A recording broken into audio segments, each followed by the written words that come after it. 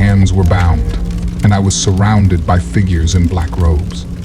The beautiful young woman, who looked like she was still in her teens, approached me, holding a nasty-looking knife encrusted with jewels.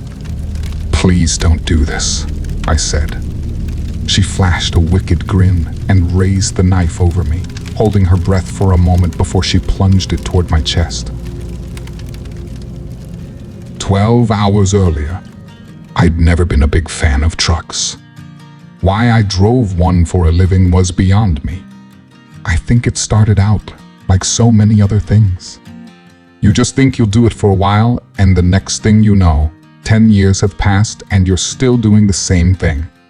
If this story was just about letting time slip away because I was too scared or too complacent to make a change, this would be a very boring story indeed. But it's not. There are many people who see things they shouldn't, or more, to the point who see things they wish they hadn't. Most of these people make a choice to bury the forbidden memory deep in their subconscious and never think of it again. They cope through any number of methods, including drugs, alcohol, or other means. If they can't cope with it, they leave a note, a grieving family, and a lot of questions. One of the reasons they choose not to tell anyone about their experience is being labeled a crackpot, a conspiracy theorist, or a lunatic. Those are some of the nicer things these unfortunate souls get called. Then there's the censoring and blacklisting. It's all very subtle, so as not to be discovered. But that doesn't make it any less real. My story started on a bright, sunny day when it seemed like nothing could possibly go wrong. That should have been my first clue. But how could I have expected any less? Driving down the country road with the window down, the sun shining, a balmy 80 degrees outside, the music blaring from the radio as I sang along, desperately trying to stay in key. The fields were full of vegetables in their prime growing cycle. It was like everything was perfect for that one moment. I just wish that moment could have lasted. When my front passenger's side tire blew, my good feelings were shattered. I went 10 rounds with the steering wheel, trying to keep the truck on the road, but it was futile. Finally, having no other option, I yanked the wheel hard toward the left. It teetered on the edge of balance for a moment before the wheel bit into the asphalt. Going 55 when the wheel dug in was catastrophic. The truck suddenly turned into a gymnast doing a routine on the mat.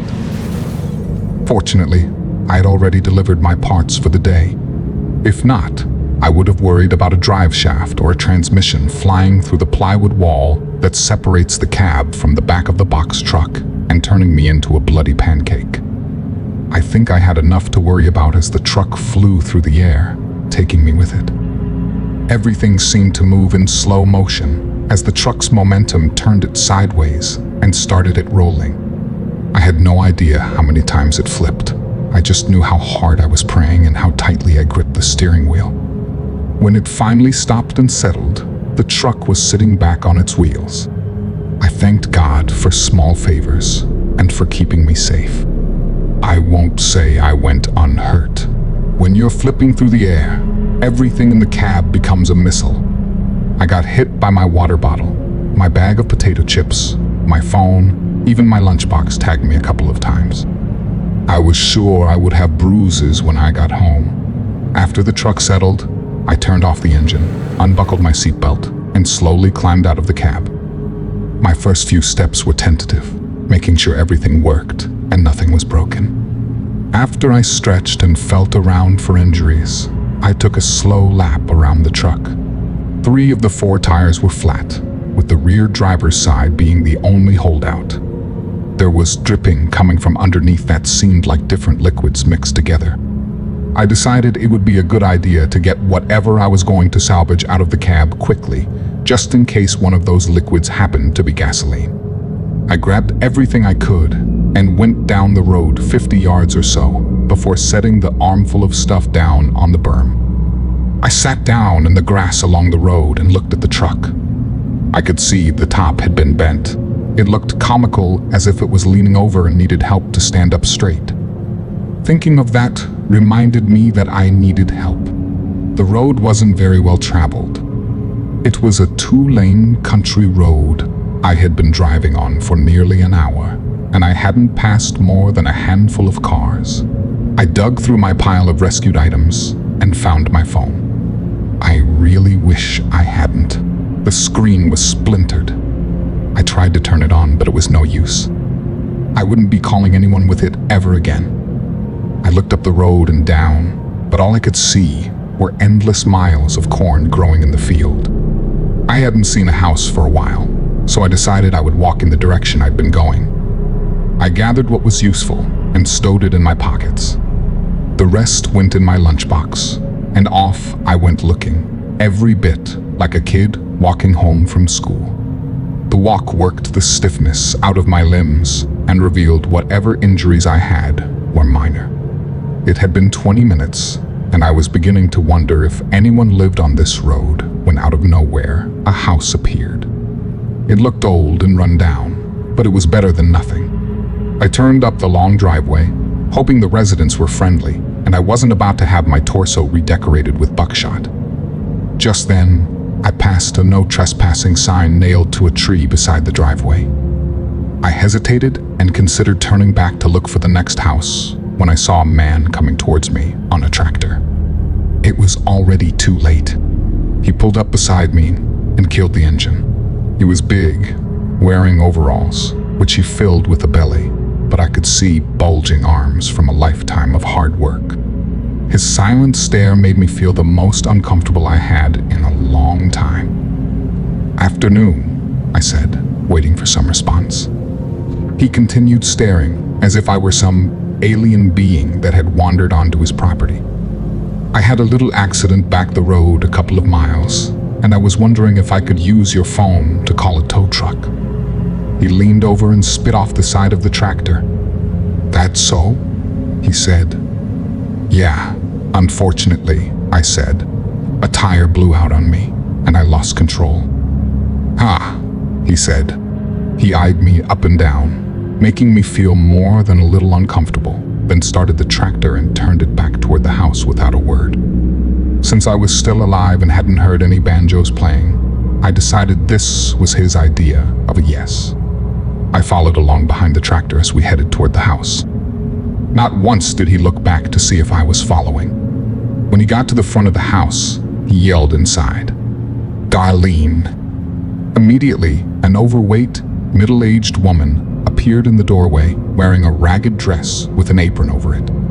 "This fella says he was in an accident down the road and needs to call a tow truck," the man said. "But the phone," she started, but was instantly silenced by a glare from the man. She hung her head. "She'll show you where the phone is," the man told me. Then he drove away on the tractor. "I'm sorry for any inconvenience, miss," I said. "It's no trouble," she said, looking up but not meeting my eyes. "The phone's in here." She stepped inside and held the door open for me to follow. The inside of the house was a stark contrast to the outside. It was clean and very well kept. I was surprised to see the portraits hanging on the wall had no dust on them at all. She led me down a hallway that ended in an immaculate kitchen. It was like someone had dropped it here straight out of a 50s TV show. I was so busy taking in the pristine condition of the room that I completely missed the phone hanging on the wall. She turned and pointed it out to me. I reached for it but wiped off my hands before picking it up so I wouldn't leave any marks. When I put it up to my ear, I heard a strange sound I couldn't identify, but no dial tone. I clicked the receiver a few times, but still got no dial tone. "It's not working," I said. She took the phone from me and tried to use it, but was unsuccessful as well. "I apologize," she said, gently hanging the phone back on its cradle. "The storm must have knocked it out." "What storm?" I said. She hesitated. "We had a storm last night and lost power," she said, avoiding my eyes. "It must have taken out the phones as well." Didn't you know about this before? We don't use the phone much, she said. If you hadn't come, I might not have known it until tomorrow or the next day. Wow, I said. I can't imagine going days without using my phone. I mean, we don't really have that many people to call, she said, twisting her apron into a knot. Maybe I should try another house, I said. Their phone might be working. I doubt it, she said. But you're welcome to try. Our nearest neighbor is 3 miles down the road. The thought of walking another 3 miles held no appeal to me. But if their phone was working and I could get a ride out of here, it would be worth it. There was something odd going on here, and I didn't want to be part of it. In the back of my mind, the banjo players were tuning up. That's fine, I said. Would you mind if I use your bathroom before I go? Oh, no, not at all, she said, brightening. It's the second door on your left. Her sudden mood swing gave me the distinct impression she didn't want me here. I had no desire to be any place I'm not wanted, so no problem with me. I stepped into the bathroom and was once again impressed by the pristine nature of everything in the room. I felt almost sacrilegious using the toilet. When I was done, I washed my hands. As I glanced in the mirror, I saw a shadow move from the window behind me. I'd swear someone had just been looking in. I dried my hands and tried to put the towel back exactly where it was before exiting the room. I stepped out and nearly ran into the man. Did you make your call? He said. Couldn't. The phone's not working. He said. I was going to walk down to your neighbor's house and see if maybe their phone's working. It won't, he said. How do you know that? The phones are all on the same line. If one goes down, they all go down. Why not stay here for a while and try again later? There was something wrong with his face. Suddenly I realized he was trying to smile. The problem was, it came across as super creepy. The other problem was, I had no reason not to wait here.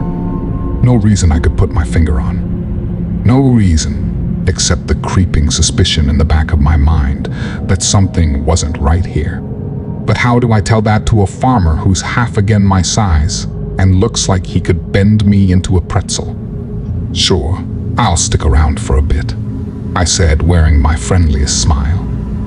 We went back into the kitchen. His wife seemed startled to see me return. She seemed even more startled to see her husband smiling. I sat on a chair at the table. Okay, I thought. Just sit here and take a break. Don't make any eye contact, and whatever you do, don't accept any. Would you like a drink? He said.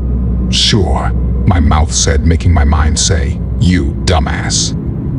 The woman brought over a glass of water, and I tried to just sip it, but it was nice and cold. I hadn't drunk anything in a while, and didn't realize how thirsty I was. I downed it in one go. At least I kept enough self-control that I didn't give a big ah. I sat the glass down on the table. Would you like another? She said. No, thank you. I was just thirsty from walking. What do you deliver with your truck? He said. Car parts, I said. I deliver to local repair shops. They both wore the polite, isn't that interesting? Looks that told me it wasn't interesting to them at all. Darlene rose from her seat. I should be starting supper, she said.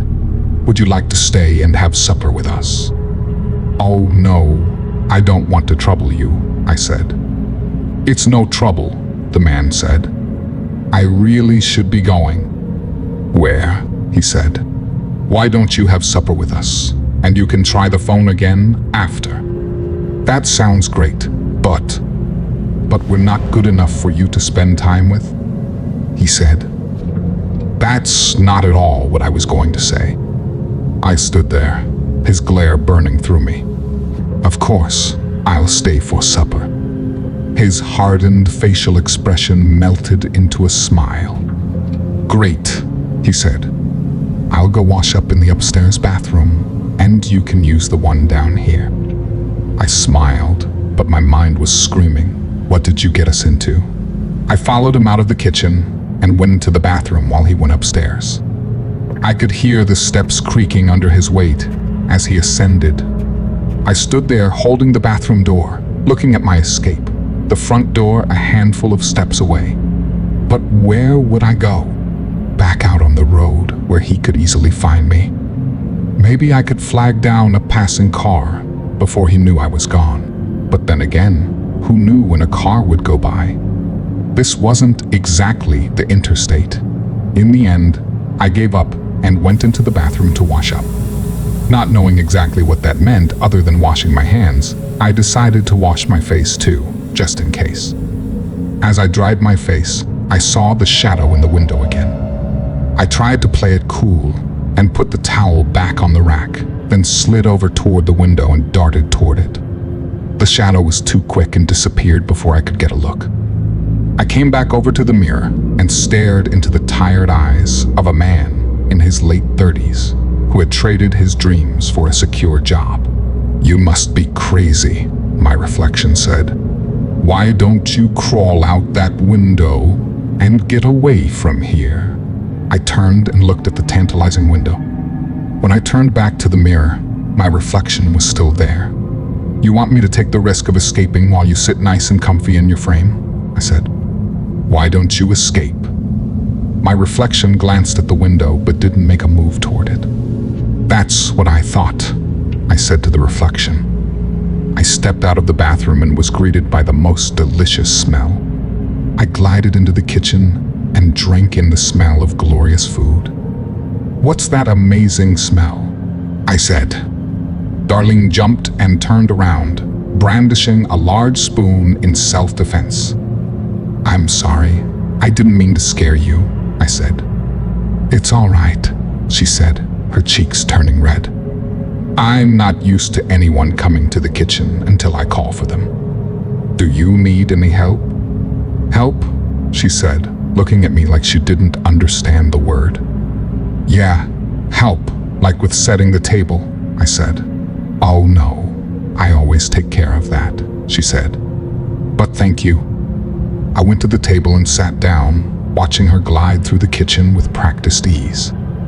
In no time, plates, glasses, and silverware appeared on the table. I noticed 5 place settings, including the one where I sat. I was about to ask about the others when she yelled, "Supper!" It startled me when I realized it was the loudest I'd heard her say anything. The man came through the door first, followed by a boy, maybe 11 years old. Next came a young woman in her teenage years. I quickly glanced away. The man's eyes bored into mine, and I suddenly found the pattern on the dishes to be the most interesting thing I'd ever seen. Darlene brought over a large bowl and a plate full of biscuits. 3 hands each grabbed a biscuit. The man took 2 and began to disassemble them on their plates, then poured the gravy over the remnants of the biscuit. "Well, what are you waiting for?" the man said to me. "Help yourself." I took a biscuit and separated it in half, then poured gravy over it that had chunks of meat in it. "What kind of meat is this?" I said, inhaling the tantalizing aroma. "Chicken," Darlene said, darting her eyes toward the man. "It smells amazing," I said, picking up my fork and diving into the gravy-soaked biscuit. "Aren't you forgetting something?" the man said. I looked around and found all eyes on me as my fork froze halfway to my mouth. I paused and set it down, then folded my hands as the others had already done. "Dear Lord," the man said, "thank you for the hands that prepared this meal and for blessing us with another day of life. Please help this fella to find his final destination and bless us to do your bidding. Amen." I opened my eyes, and everyone else was already devouring their meal. I picked up my fork, checking to be sure I wasn't going to be admonished for eating this time, and began devouring as well. To call the simple fare delicious would be an understatement. It was hands down the most incredibly tasty meal I'd ever eaten. I shot Darlene my biggest smile. "This is really delicious," I said. The man glared at me. The children shot curious looks at me. Darlene blushed and looked away. "What?" I said. "We're not big on compliments around here," the man said. "We do what needs to be done and don't expect a fuss to be made about it." "Oh, sorry," I said, unsure if I was really being made to apologize for complimenting someone. The man grunted, and everyone went back to eating. I kept my eyes on my plate to avoid any further mistakes. When my plate was empty, I looked at the 2 remaining biscuits. "You can have another if you want," the man said. "Only if no one else wants it," I said. The man looked around the table. "It's still on the plate, ain't it?" "Yes." "Then nobody else wants it." I tentatively reached for the delectable lump of dough, waiting to see if anyone would change their mind. When no one did, I pulled it apart and doused it in the golden gravy. Within 2 minutes, it was gone. I sat back, feeling satisfied as Darlene cleared the table and did the dishes. I considered offering to help, but after the compliment speech, I was pretty sure that wouldn't go over very well. "Do you mind if I try the phone again?" I said. The man gave me a dismissive wave, which I took for yes, and I left the table only to be disappointed by the continued lack of a dial tone. "Still no luck," the man said. "Nope. Why don't you stay here for the night?" he said. "Oh no," I said. "I couldn't impose on you like that." "It's not imposing," he said. "We have a spare room." I couldn't, really. "Okay, how about this?" he said. "You stay the night. If the phone doesn't work in the morning, I'll drive you home." "You would do that?" He smiled. "Absolutely. How can I refuse?" I said. "Great, I'll show you to your room." I followed him up the stairs to the end of a long hallway. There were 3 doors on the left-hand side and 2 doors on the right. We went to the last door on the left and into a beautiful bedroom. "Wow, this is amazing," I said. He looked around. "It's just a room," he said. "If you need to use the bathroom, it's across the hall." "Thank you very much," I said, holding out my hand. He grabbed it and shook it with a wide smile. "My pleasure." I waited until he left to collapse to the floor in agony at my hand that had been crushed by his handshake. Funny thing was, I didn't think he was trying to hurt me. It was just his natural strength. I made a mental note to never anger this man. I set my lunchbox of belongings I'd brought from the truck on the bed and started going through them. I pulled out the small flashlight and set it on the nightstand. Next was the keychain-sized can of pepper spray. I looked at it for a moment, then stuck it in my pants pocket. I stuck the multi-tool in my pocket as well, then set the rest, mainly consisting of snacks, in the drawer. I wandered over to the window and looked out.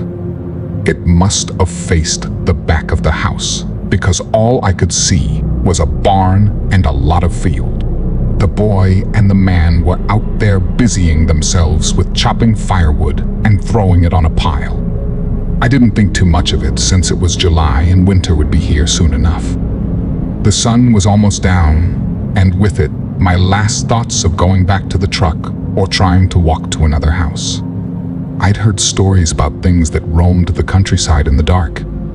I'd seen my share of them and knew they were nothing to be trifled with. This place was nice, and the people were friendly in their own quirky way. I decided to go to the bathroom and get ready for bed. I opened my door and almost ran into the girl as she was reaching for the bathroom door. "Sorry," I said. "Would you like to go first?" she said, looking down.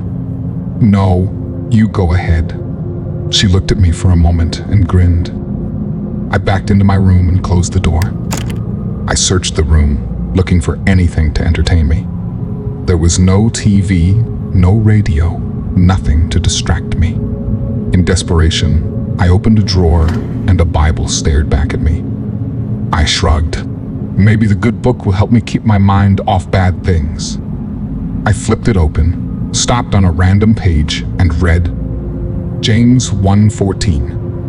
But each person is tempted when they are dragged away by their own evil desire and enticed. Then, after desire has conceived, it gives birth to sin, and sin, when it is full grown, gives birth to death. Great, I thought, slamming the book closed and tossing it back in the drawer. Just then, there was a light tapping at the door. I went to it and opened it only to find the girl standing there just inches from me. "I'm done, if you'd like to use the bathroom now," she said. "Thank you," I said. I darted across the hall, shut the door.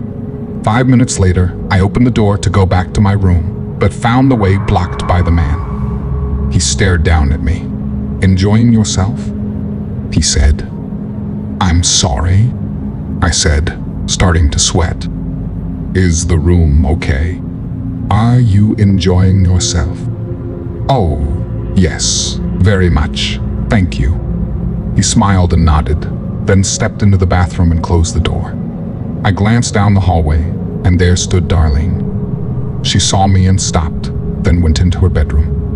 I turned and went into my room, closed the door, and tried to shake off this eerie feeling that no one wanted me here, but they were all pretending they did. I laid down in the comfortable bed, leaving my clothes on. I'm not really sure why. I just didn't feel right taking them off. It didn't take long for me to drift off to sleep, hoping the morning would come soon and I would be out of here. I don't know what woke me, but the room was dark when I opened my eyes. There was moonlight beaming in from the windows, bathing the room in a pale glow. I sat up and looked outside to see a roaring fire in the backyard. I tried to get up and look, but someone was standing in my way. It was Darlene. She was standing beside the bed, staring at me. "Is everything okay?" I said, hesitantly. She didn't answer, just stared at me blankly, as if she were sleepwalking. I went to the other side of the bed, but someone was there too. It was the girl. She also was staring at me with a blank look. I tried to slide to the end of the bed, but the man and the boy were standing there staring as well. They were all dressed in black robes. I backed up until my back was against the headboard. "What is this?" I said, my eyes darting back and forth from one person to the next. No one answered. It was eerily silent. I was hard-pressed to hear if they were even breathing. My heart was beating so loud. I had a sudden flashback to a zombie movie where this same thing happened right before they ate the person. My mind was reeling. I was in full panic mode. I had no idea what they wanted, but I was sure it wasn't good. I thought about making a break for it, but they had me surrounded. I started thinking in terms of the weakest link. The girl was standing beside the bed. Surely, I could push past her before one of the others could get a hold of me. It would have been a good plan if the door was on the wall beside the bed, but it wasn't. It was on the wall at the foot of the bed, which meant pushing past her, then trying to get past the man and the boy before reaching the door. I was past regretting ever seeing this house. I was only concerned with getting out alive. While I was thinking about escaping, they made their move. They all grabbed me at the same time. It happened so fast, I had no way of avoiding it. I tried to pull away, but their grip was like iron. It was even impossible to yank out of the girl's grip.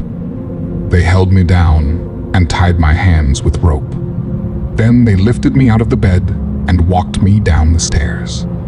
We walked through the kitchen and out the back door where the blazing fire awaited, surrounded by a dozen people dressed in similar black robes. We stepped inside the circle of people and stopped just before the fire. It was burning so hot I began to sweat. The man stood behind me and held me in an iron grip. Darlene stepped up to the fire, then turned and addressed the group. Once again, our Lord had provided a sacrifice, she said, making me go into sheer convulsions of panic. The man gripped me tighter, nearly making me scream with pain. He picked me up and laid me on a picnic table. All I could think of was a barbecue, and I was the prize pig. Darlene began murmuring in some language I didn't know. It was repeated by the rest of the group. Even the young boy was murmuring and looking at me with malice in his eyes. The sounds reached a fever pitch as they raised their hands and looked to the sky. I tried to take advantage of the moment and roll off the table, but the man's grip on my shoulders was like a vice. They reached a crescendo and the sound died down as they lowered their hands and locked all eyes on me. I knew my time had come. Darlene turned toward me and pulled out a wicked-looking dagger that was covered in gemstones. She took a step toward me, then turned and handed it to her daughter. She took it in two hands with reverence, then held it by the hilt and started toward me. The once angelic face had taken on a menacing grin. She approached the table, receiving approving looks from all those around as they closed the circle in tight. "Please, don't do this," I said. She flashed a wicked grin and raised the knife over me, holding her breath for a moment before she plunged it toward my chest. I was out of options. I did the one thing I swore I'd never do again. My hands darted up with inhuman speed and caught hers, holding the knife at bay. She struggled, putting all her weight into the downward thrust, but my hands had already grown larger and hairier. Her eyes grew wide as she drank in my transformation, watching as my arms, legs, and chest grew insanely strong muscles and became covered in fur. Her shock was magnified when I flexed my arms and shattered her wrists, bending them backward and plunging the knife into her chest. Her mouth fell open to scream, and I filled it with my claws, ripping straight through the back of her head. I grabbed her throat and ripped it out. She fell, blood pouring from her neck, her eyes frozen in a state of shock. The man tried to wrestle me back down, but I towered over him, grabbing him by the torso and throwing him down on the table, shattering it and his back. I grabbed his arms and legs and twisted them together, hearing the bones snap as I made him into a human pretzel. Darlene was next. She, like the others, had come to the realization that their little ceremony had gone wrong. I leaped in front of her, grabbed her arms, and ripped them out of their sockets. I then stabbed her in the heart with the sharp, broken bones. Next, I grabbed the boy, opened my mouth, shoved his head inside, and crushed it with the snap of my jaws. I used my animal instincts to track down each of the escaping cultists and eviscerated them one by one. When the last one was dead, I slowly walked back to the house. My adrenaline bled off as the danger level dropped. I slowly transformed back into my human form and stood by the fire, looking from body to body as puddles of blood formed around them. As I walked past the man, he yelled, "You've taken everything from me." I stopped and slowly turned, looking at his broken limbs twisted at unnatural angles. I stepped over and stood beside him. "You were perfectly willing to take everything from me," I said. "How many others have there been just like me? How many innocent souls cry out from the unmarked graves you buried them in somewhere, in the wilderness, after you inflicted unthinkable torture on them? You say I've taken everything from you, and yet you still draw breath. What happens when one predator meets another?" He tried to look away, but couldn't move his head. "One of two things," I continued. "Either they stare each other down and go their separate ways, or they fight to the death. You had a chance to let me go my way. You thought I was weak, and in the end, I showed you your folly." I stepped over and ripped the sacrificial knife from the dead girl's chest, stepped back over to him, placed it to his throat, and slashed across, watching the spray of blood drain what was left of his useless life. "Now, I've taken everything from you," I said, dropping the knife as the light faded from his eyes. I went to the fire and picked up a piece of burning wood, then threw it through the kitchen window. I walked down the driveway and onto the road. The moonlight lit my way. As the sound of crackling wood grew less, the further I walked down the road toward the place I called home. You may wonder why I wrote this. You might say I was telling on myself, and the police might have a few questions for me. That's the benefit of people who don't want to believe those who say they've seen extraordinary things.